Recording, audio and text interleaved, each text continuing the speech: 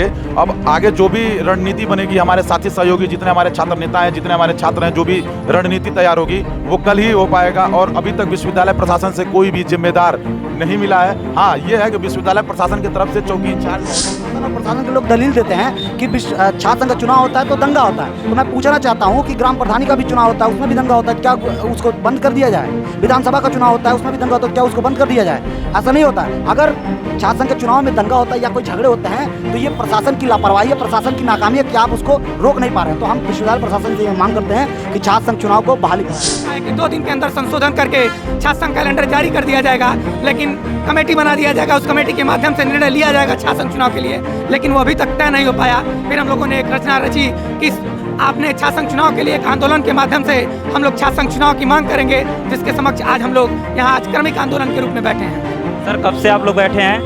हम लोग का ये क्रमिक आंदोलन आज से जारी हुआ है। ये 10:30 बजे से चालू हुआ है और 2 बजे तक चलेगा। ये क्रमिक आंदोलन 2 या 3 दिन तक चलेगा। अगर इस बीच प्रशासन चाहे वो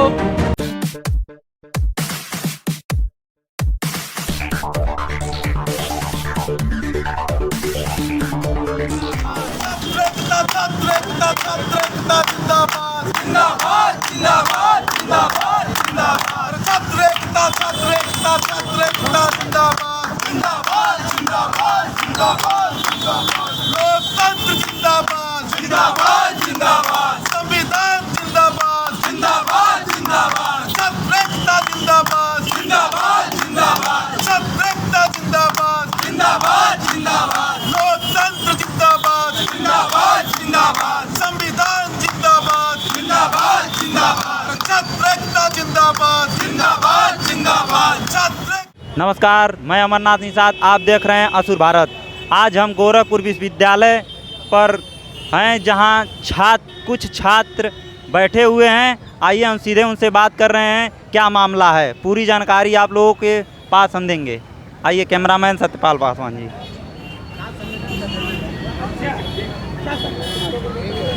सर, कैसे, क्या आप लोग क्यों बैठे हैं, क्या मामला है?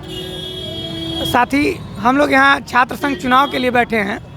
जैसा कि विगत 2 वर्षों से कोरोना के कारण कैंपस सत्र सही से नहीं चालू हुआ और इस साल समय से लगभग चालू होने के कगार पे है और हम लोग को बहुत बेसब्री से इंतज़ार रहता है एक छात्र नेता होने के नाते कि छात्र संघ का पर्व आएगा। लेकिन इस साल ये तानाशाही कुलपत और ये तानाशाही प्रशासन छात्र संघ का कैलेंडर जारी करता है विश्वविद्यालय का, जिसमें छात्र संघ का जिक्र ही नहीं रहता है। हम लोग को बड़ी पीड़ा होती है। बड़े भाई नीतीश मिश्रा के नेतृत्व में हम लोग ज्ञापन देते हैं। ज्ञापन के माध्यम से विश्वविद्यालय प्रशासन ये आश्वस्त करता है कि 2 दिन के अंदर संशोधन करके छात्र संघ कैलेंडर जारी कर दिया जाएगा, लेकिन कमेटी बना दिया जाएगा, उस कमेटी के माध्यम से निर्णय लिया जाएगा छात्र संघ चुनाव के लिए, लेकिन वो अभी तक तय नहीं हो पाया। फिर हम लोगों ने एक रचना रची कि आपने छात्र संघ चुनाव के लिए एक आंदोलन के माध्यम से हम लोग छात्र संघ चुनाव की मांग करेंगे, जिसके समक्ष आज हम लोग यहाँ आज क्रमिक आंदोलन के रूप में बैठे हैं। सर, कब से आप लोग बैठे हैं? हम लोग का ये क्रमिक आंदोलन आज से जारी हुआ है।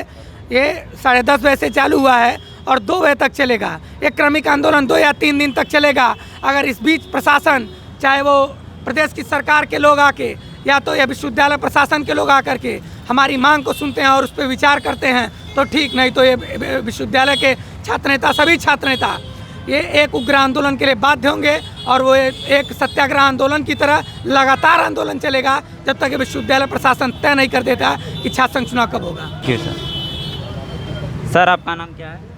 जी, मंजेश कुमार। सर, क्या मामला है, पूरा आप बता सकते हैं?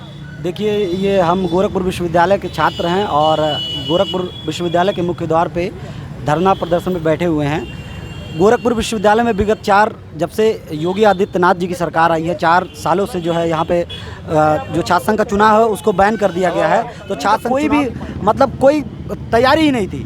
तो विश्वविद्यालय प्रशासन लगातार ऐसे लापरवाही कर रहा है और मनमानी कर रहा है और 4 सालों से करता आ रहा है और वर्तमान के जो कुलपति है वो तो और भी तानाशाही हैं। तो इन सब पे अंकुश लगाने के लिए, इन लोगों को रोकने के लिए एक छात्र संघ का होना बहुत ज़रूरी है, जिसके लिए हम लोग ये संघर्ष कर रहे हैं कि छात्र संघ का चुनाव कराया जाए। और ये विश्वविद्यालय प्रशासन और प्रशासन के लोग दलील देते हैं कि छात्र संघ का चुनाव होता है तो दंगा होता है। तो मैं पूछना चाहता हूँ कि ग्राम प्रधानी का भी चुनाव होता है, उसमें भी दंगा होता है, क्या उसको बंद कर दिया जाए? विधानसभा का चुनाव होता है, उसमें भी दंगा होता है, क्या उसको बंद कर दिया जाए? ऐसा नहीं होता है। अगर छात्र संघ के चुनाव में दंगा होता है या कोई झगड़े होते हैं तो ये प्रशासन की लापरवाही है, प्रशासन की नाकामी है कि आप उसको रोक नहीं पा रहे हैं। तो हम विश्वविद्यालय प्रशासन से ये मांग करते हैं कि छात्र संघ चुनाव को बहाली कराया जाए। बहुत बहुत धन्यवाद। सर आपका नाम क्या है? हमारा नाम नितेश मिश्रा है। आप लोग मांग कर रहे हैं तो क्या सरकार आप लोगों की मांगों पर खरा उतरेगी? इसके बारे में आप क्या कहते हैं? देखिए, हम एक स्वतंत्र देश के स्वतंत्र नागरिक हैं, एक लोकतांत्रिक देश में रहते हैं। बाबा साहब भीमराव अम्बेडकर का जो संविधान में जो हमें आज़ादी प्राप्त है, उन्हीं आज़ादी के लिए हम लोग यहाँ पे बैठे हुए हैं और हम लोग गांधीवादी तरीके से सत्याग्रह पर बैठकर अपनी बातों को मनवाएंगे और लड़ेंगे, और जब तक लड़ेंगे और जीतेंगे। जैसा कि आप लोग यहाँ कब से बैठे हुए हैं, क्या अंदर से कोई शासन प्रशासन या कुलपति आपकी आवाज़ों को सुनने के लिए, कोई देखने के लिए अंदर से आया? देखिए, हम लोग सुबह 10:30 बजे से बैठे हुए हैं और ये 2 बजे तक हम लोग बैठे रहेंगे। और जो अगला दिन जो है हम लोग क्रमिक वाइज हम लोग दिन पे दिन काम करते रहेंगे। अब आगे जो भी रणनीति बनेगी, हमारे साथी सहयोगी जितने हमारे छात्र नेता हैं, जितने हमारे छात्र हैं, जो भी रणनीति तैयार होगी वो कल ही हो पाएगा। और अभी तक विश्वविद्यालय प्रशासन से कोई भी जिम्मेदार नहीं मिला है। हाँ, ये है कि विश्वविद्यालय प्रशासन की तरफ से चौकी इंचार्ज महोदय, 2-3 दरोगा, सिपाही, भारी भरकम अपना पुलिस लेके आ गए हैं, यहाँ मौजूद हो गए हैं। लेकिन हम लोग उन पुलिसिया तानाशाही से डरने वाले नहीं हैं, क्योंकि हम लोग यहाँ पे आवाज़ बुलंद करने वाले हैं। यहाँ छात्रों का आवाज़ बुलंद करने वाले हैं, गरीब पिछड़ों शोषितों का आवाज़ को बुलंद करने वाले हैं। Thank you sir. सर आपका नाम क्या है? मेरा नाम रजत कुमार है। Thank you sir. सर क्या आप लोग छात्र संघ बहाल करा लेंगे? अरे हम लोग धरने पे बैठे हैं, इसी के लिए ही करा के ही जाएंगे।